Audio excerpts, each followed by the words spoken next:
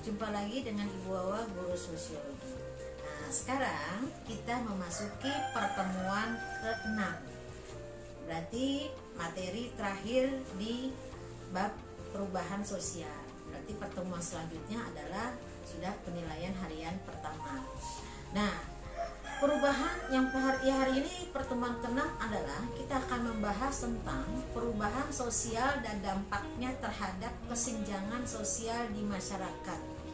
Nah, kita tahu ya, kita sudah membahas tentang perubahan sosial sebelumnya, kemudian dampaknya juga. Nah, sekarang bagaimana dengan kesenjangan sosial di masyarakat?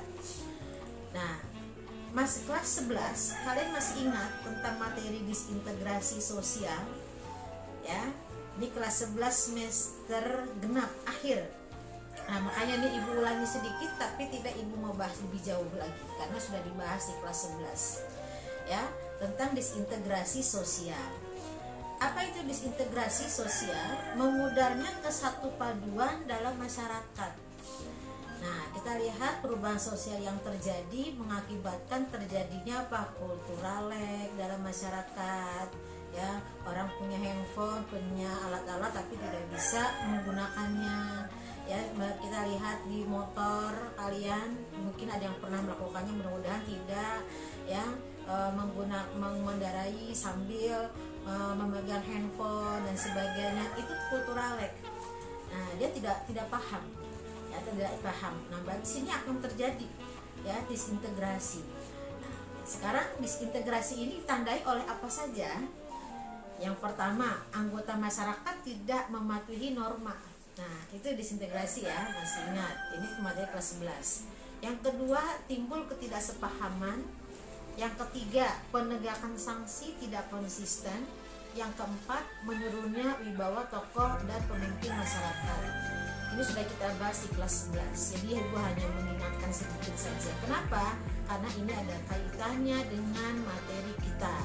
Nah, yaitu bahwa yang namanya perubahan sosial tentunya berdampak terhadap ya kehidupan masyarakat.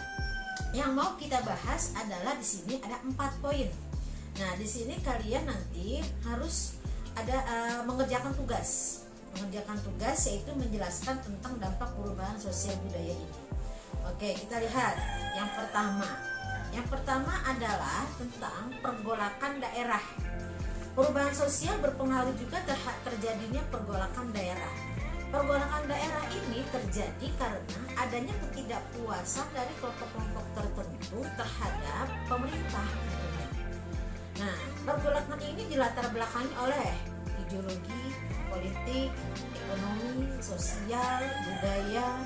Nah, kita lihat banyak di masyarakat yang pernah terjadi pergolakan daerah di Indonesia, mulai dari pemberontakan PKI di Madiun, DITII, RMS Republik Maluku Selatan, Permesta, Papua Merdeka, Gerakan Aceh Merdeka, itu semua termasuk pergolakan daerah yang terjadi di masyarakat, yang pernah terjadi di Indonesia.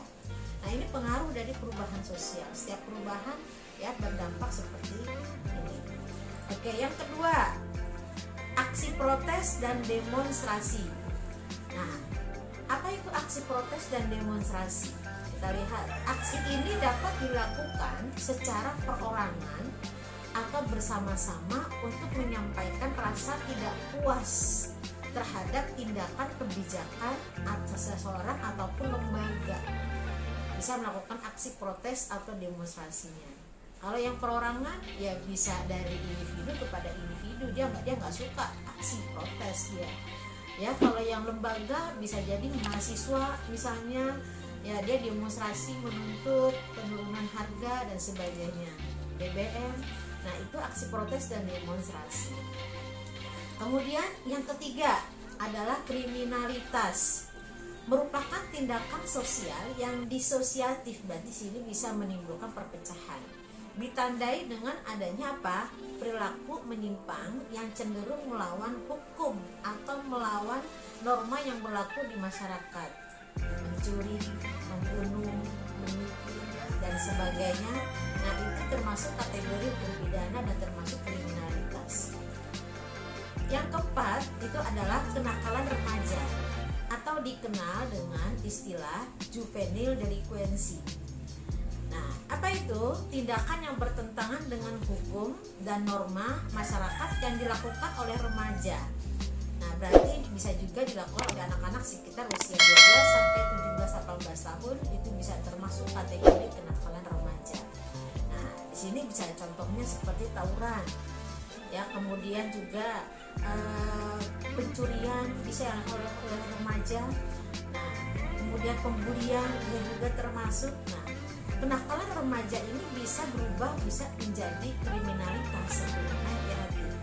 Nah, saatnya katakan tidak pada kenakalan remaja. Oke, sekian saja dari Ibu ya. Salam semangat, tetap belajar supaya nanti hasilnya lebih baik ya. Assalamualaikum warahmatullahi wabarakatuh.